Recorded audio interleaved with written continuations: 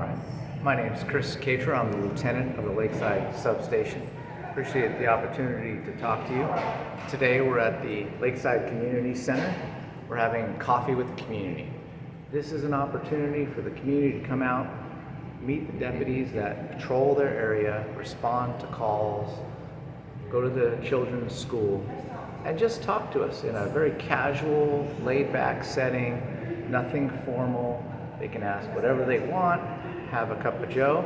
They can talk about community issues, or they can talk about things that just interest them, or any questions they may have.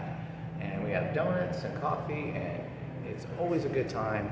The conversations that come out of it are so meaningful, and we appreciate any community members that come out and have some coffee with us and some donuts. And excuse me, this is until 11 o'clock or 10 o'clock? This is going to be till 10 o'clock today. 10 o'clock, and it's about 8:55, and we're in Lakeside Community Center right by Lindo Park. Come on out. Come on out and join us. So can you tell us something about yourself, sir, and how you got here, and maybe your greatest achievement, and also maybe your largest challenge in law enforcement, particularly as it relates to our community of Lakeside. And welcome to Lakeside. Sure. Well, it all started on the East Coast for me in New York City, where I was born and raised. I came out here as a teenager, went to local high school in Santana High School, graduated there, graduated from San Diego State with a bachelor's degree in criminal justice, and joined the sheriff's department when I was 21.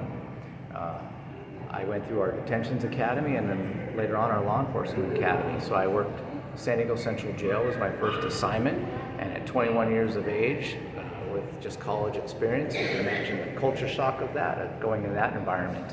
But you learn a lot. You talk with the people that are incarcerated there and learn their stories, and you can learn a lot from them. And then when you come out to the street, you can apply those conversations that you have with those people. Now you see them out in the street, and it helps you deal with them in a more productive way. I've worked Santee, Lakeside, Alpine, Rancho San Diego throughout my career. I would say one of my highlights was when I got to work as a school resource officer at Santana High School in 2010. So not only was I a student there, but now going back as the campus cop per se. And some of my teachers were still there that taught me 15 years prior.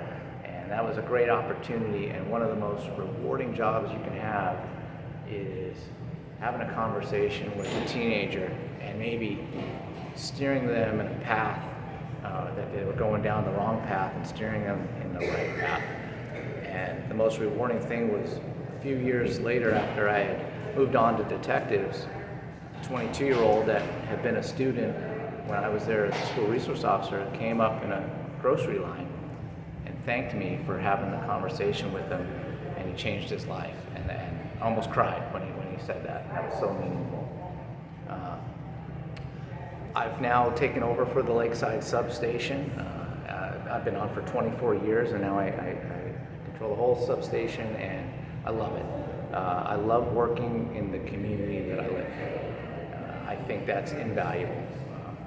Having a stakeholder in the community and working in it is so meaningful.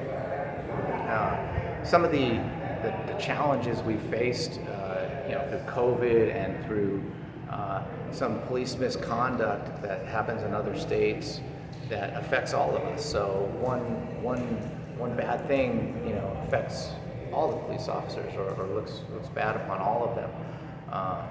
And so overcoming that, I would say, was one of my biggest challenges, is overcoming sometimes the public perception or what they see on TV, and they think all cops are bad.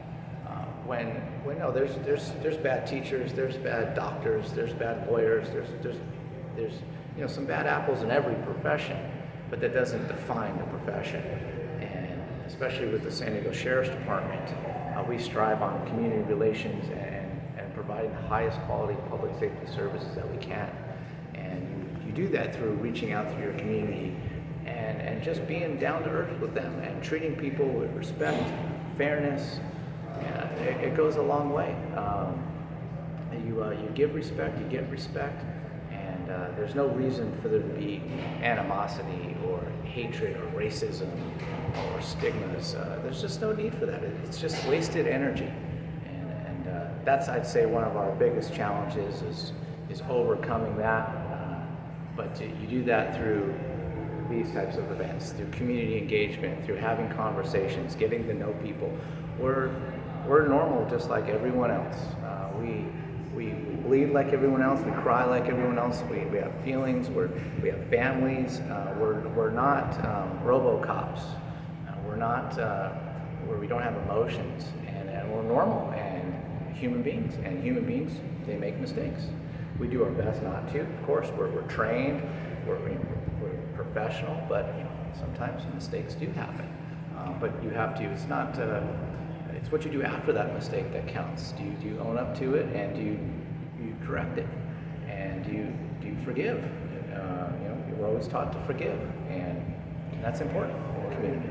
I know, as a Lakesider and as a community, there's always concern, interest, and a lot of different opinions on the growing homeless population in Lakeside, in the corporate area, as well as crime, the increase of crime. I've talked to various politicians whose this is their jurisdiction.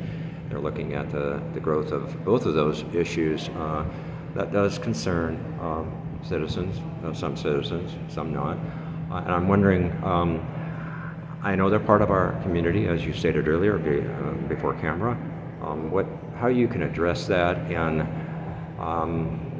the crime prevention. I know you're probably going from call to call to call to call. At least I was when I was in law enforcement in Colorado. We did that, and I imagine today it's even exponentially 100-fold, right? And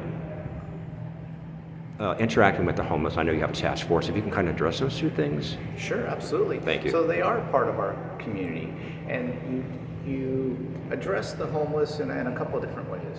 One, there's two types. One, the person that became homeless or unsheltered because of bad luck. They lost a job or a set of circumstances that created that environment of no fault of their own, and now they're struggling, and they want help, and they don't have the handicaps of being an addict or an alcoholic or things like that. They just are down on their luck.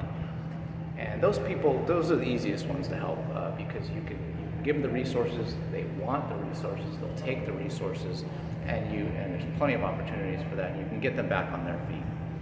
The more challenging part of our unsheltered population is the ones that are addicted to maybe drugs or alcohol, or just have made poor choices for a majority of their life and commit crimes to sometimes support those habits or just survive in general. And so when you have when you have that type of unsheltered doing the drugs and then the drinking and then committing the low-level crimes like the breaking into your cars and stuff, that affects the hardworking people of our community. And nobody wants their car broken into. Nobody wants to see the person under the influence of drugs walking down the street. Those are dangerous situations. So you tackle those a couple of different ways. One is you do have to enforce the law sometimes. It's illegal to be high. It's illegal to be drunk out in public. It's illegal to steal from other people. Just because you're unsheltered doesn't give you the right to steal from somebody. So we have to enforce those laws. By enforcing those, they do get arrested, and sometimes they do go to jail depending on the crime. If we catch them with drugs, we'll arrest them. And the courts, when they have the case, they'll order drug help. They'll put them in drug rehabs and things like that. They'll try rehabilitation first in the court system. Again, do those people take that opportunity to clean themselves up? Sometimes you can lead them to water, but they don't drink. But if we give them plenty of opportunities, and if they don't, then ultimately we have to correct that behavior and protect good citizens of the community. Thank you. Can you just close in your message to our community of Lakeside? What would you like to tell the folks in Lakeside? Absolutely. Hey, if you see something, say something. The squeaky wheel gets the grease. If you've got a concern, you see something, call us. We're 24/7. We don't close on holidays. We don't close on weekends. Just call us. call again. Keep calling till that problem is solved. Okay. Lieutenant, thank you so much for your time. I really, really appreciate it, and I will send you this link as soon as it's done.